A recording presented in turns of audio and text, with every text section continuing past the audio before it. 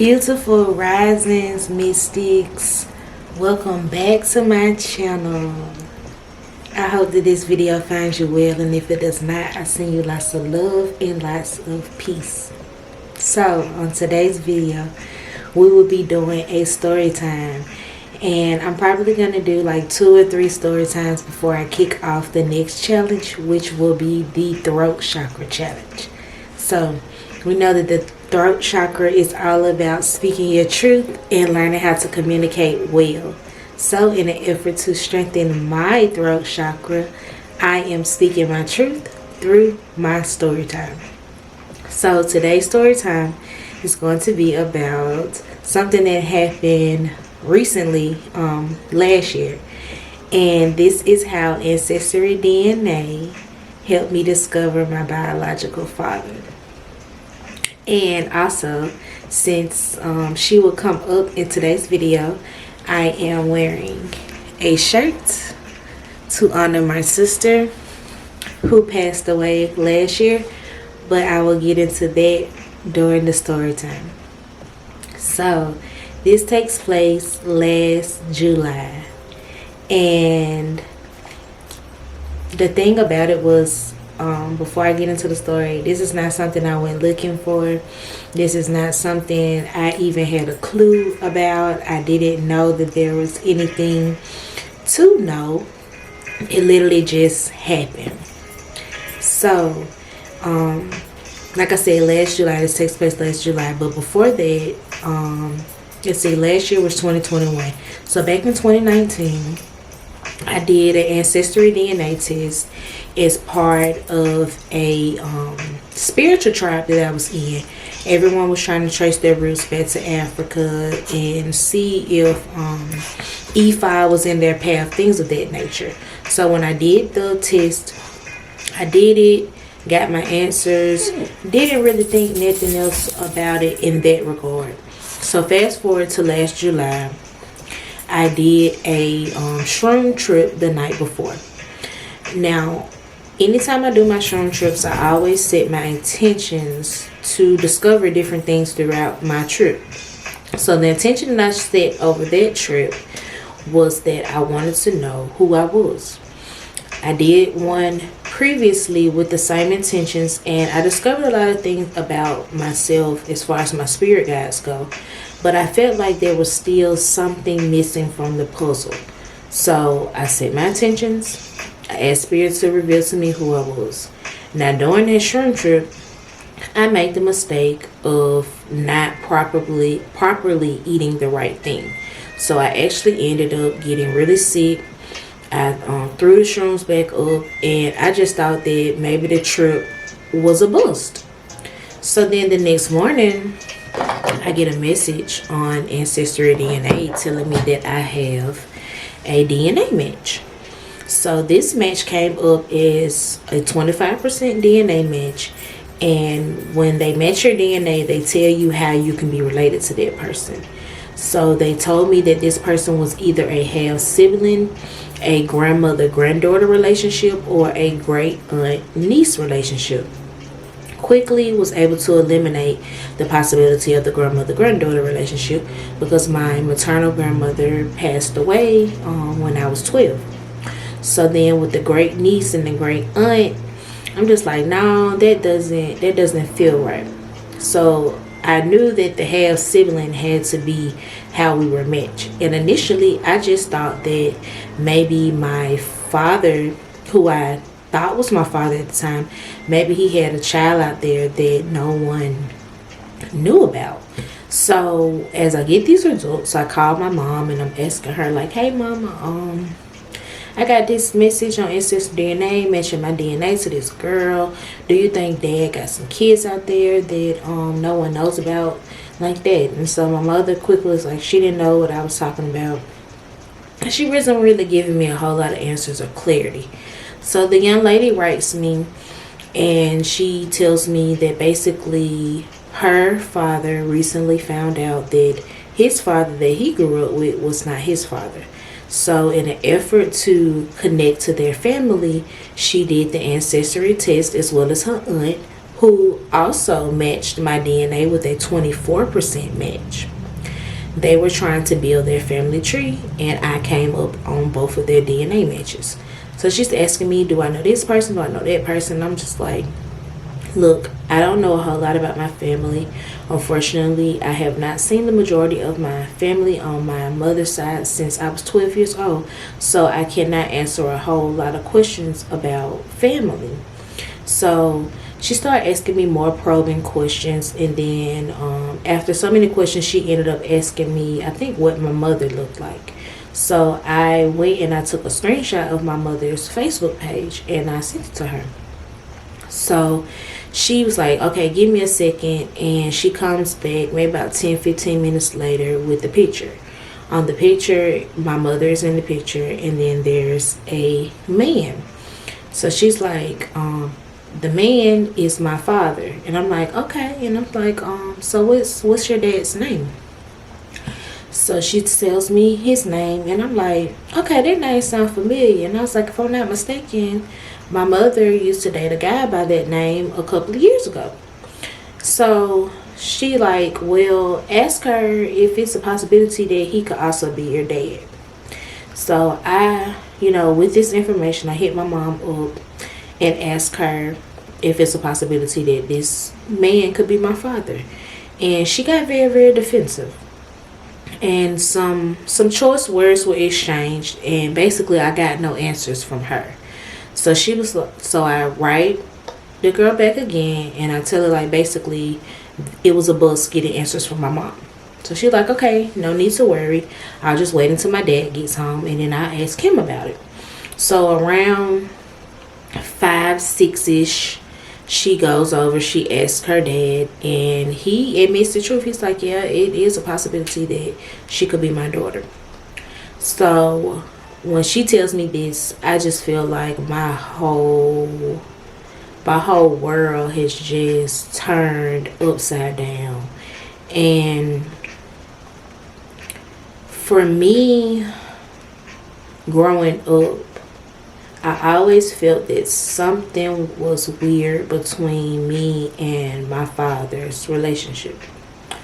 I am the middle child, and my father and my older sister, they have a really good relationship. My father and my younger sister, they have a pretty decent relationship. But when it comes down to me, there has always been a disconnect, and I always found myself just constantly trying to seek his approval, constantly trying to get his love, just like really putting myself out there and constantly being disappointed.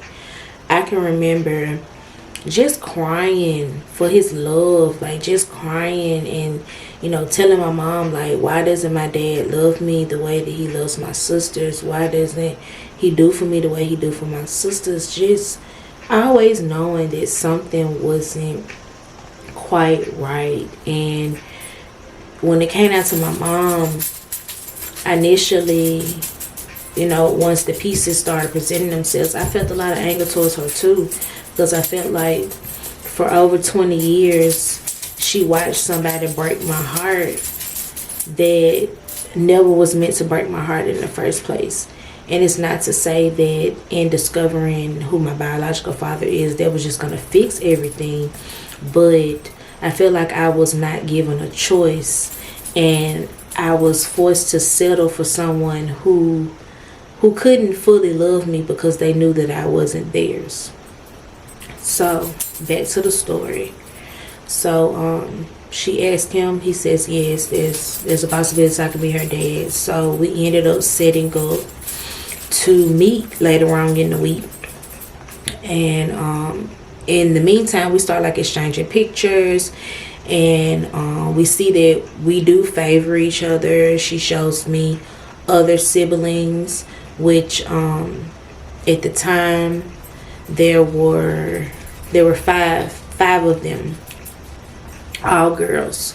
So she started showing me the other girls, and we favor as well. And like I said, my sister Kamisha, unfortunately, she was murdered April of last year, and Like I said, this story takes place in July, so I was a couple of months shy of getting to meet her. And I really wish that I could have met her. Like, out of all of this, what hurts the most is knowing that I have a sister that I will never meet, at least in this lifetime anyway. But yeah, she showed me pictures of Kamisha, and still, you know, reeling from her death. She let me know, like, you know, the family is kind of broken right now from her death, the things that surrounded her death. But nonetheless, she wanted to meet me. He wanted to meet me, and other siblings wanted to meet me as well. So we set up for me to meet them. The first day I met two of my sisters, some nieces, and I met my father, and I met the aunt whose DNA also matched mine on the Ancestry. And like when I first got there, I was at who I now know, my sister. I was at my sister's house. We're just chatting, getting to know each other and stuff. And my dad, he pulls up. So when he came in the house, I ain't gonna lie, y'all, it was like looking in a mirror. Like, it was so scary. Like, we had the same face, same head shape, all that. Like, it was crazy. And I'm just like, oh my God. And there's this feeling that I have looked for my whole life. Like, when I hug my mom, I feel it. When I hug my sister, I feel it. But when I used to hug my dad that I grew up with, I could not feel it. But the first time I hugged my biological dad, I finally felt what I had been chasing my whole life. And it's like, in a lot of ways, I felt complete. And I went to his house. He definitely welcomed me with open arms. Got to interact with them and really had a good time. I think like the next following weekend, he had something else at his house, so I was able to meet the youngest sister at that point. And my fourth sister that is alive, she actually lives in Texas, so we were able to meet over the phone, but it was months later when we were able to meet in person. But I definitely, at the time, I felt welcome with open arms. And as far as my relationship goes with my mom, we definitely had a big breakdown in our relationship. Over the course of the next 6 months, we weren't really speaking. When we were speaking, it was not with kind words. And I felt a lot of anger. I felt a lot of hurt. And in a lot of ways, I felt like she felt that I was coming at her wrong, or that by me asking the questions that I was asking, I was kind of accusing her of, I don't know, in so many words, like being a whore or something, which is not the case. I wanted answers from her. I didn't want answers from a stranger. And me and my mom, we're close. Like, we're super close. So I just felt like the kind of conversations that we're able to have, that should have been a conversation that we were able to have as well. Like, just tell me the truth so I don't have to hear it from somebody else. But fast forward to now, and you know, once the rose-colored glasses have been removed, everything has settled. I am kind of, I don't know, I'm kind of struggling. I love my dad. I love the relationship that we are building. Like, I really do like it. Even to this day, I'm able to call him, talk to him, things like that. Never really had that, to be able to speak freely and express myself. So I do appreciate that. Now, when it comes down to the relationship with my siblings, I really struggle, especially coming in after Kamisha's death it felt like, I don't know, like at first it kind of felt like I was being a replacement sibling, and then after a while it just felt like I didn't have a place. To meet people after, being in your own world, doing your own thing for almost 29 years, it's like, where do I fit in? And I felt like within the first couple of weeks, everyone was putting forth the effort to get to know me, but once I wasn't new anymore, the effort stopped. At first we were making efforts to like spend time together and hang out and stuff, but then that also quickly stopped. And I understand people have their lives and things, but I don't know, like I don't know how to go about strengthening those relationships.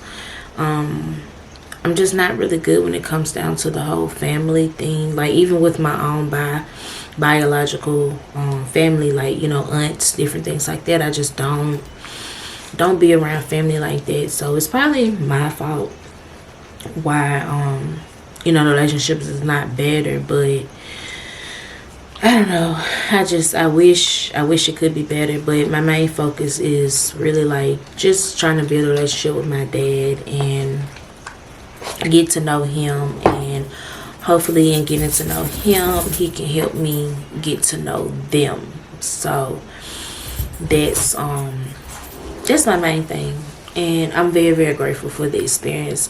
And I still love my dad that I grew up with. It's just this experience made a lot of things make sense. It put a lot of pieces together for me, even when it comes down to my health, because I am diabetic, and I got type 2 diabetes at a very young age. And it wasn't like I was like extremely overweight or anything like that. It just kind of like happened, and I was wondering why did it happen and why did it happen the way that it did. But like come to find out, it's prevalent on both sides. So even like skin issues, finding out that my dad has the similar skin issues. So just a lot of questions being answered, a lot of things being able to make sense. So I'm definitely grateful for that. At the time that everything happened, it did send me into a really deep depression. Because like I said, me and my mom's relationship, it broke all the way down. Like we literally were not speaking for 6 months, and it took for January of this year for me to like call her up and just have a real heart to heart with her. I put everything out on the table. Things that I have talked about, things that I haven't talked about, things that I have endured, things that I have overcome. I put it all out there. And I had to really let her know that not being able to use my voice, not being able to talk about these things, and not being able to express myself turned me into someone that a lot of times does not know how to express my feelings. And she listened. She understood where I was coming from, and she did apologize. I apologized for the things that I said and the things that I did out of anger. And we were able to move forward, and our relationship has been wonderful. Like 2022, we definitely started out on a good note. Like I said, I'm still putting forth that effort with my dad. But the good thing that came out of all of this, as far as me personally, in the midst of my depression, I took up a new hobby, which is hiking. So I got into that and really jumped head first into it. I love it. I love it. I love it. We have a mountain by my house, so I go out there often and hike the trails. It's very, very peaceful. I got back on my mat, got back into my meditation. I became a restorative yoga teacher in February, and getting ready to do my 200-hour registered yoga teacher training. So it definitely led me back into doing what I was supposed to be doing, instead of going into the self-harm, going into the destructive patterns, the drinking, the smoking, the whatever I was doing before. I chose not to do those things. I really adopted healthy coping mechanisms, and I'm very, very grateful for that. So all in all, it ended up being a good and a bad experience. Good because I was able to tap within and I was able to use healthy coping mechanisms. But bad because I have a sister that I will never get to meet, and then also I want a better relationship with the sisters that I do have. I just don't know how to go about doing it. Like, you know, everybody knows each other so well. They've been around each other since they were born, so they know each other. Whereas you trying to explain how you are to people versus people getting to know you for themselves is different. So one day we will have a better relationship. Today it's not that day, but one day we will. And I'm grateful to have a working relationship with my father, and now I have 2 dads, so definitely a blessing there. And yeah, that's my story. Yeah. I know it probably sounds like something off of a movie, but it's definitely a true story. If I gotta drop receipts, yeah, let me know. But yeah, it's definitely a true story. So yeah, that's my story time for today. Thank you so much for watching. Thank you so much for listening. And as always, stay beautiful and keep vibing.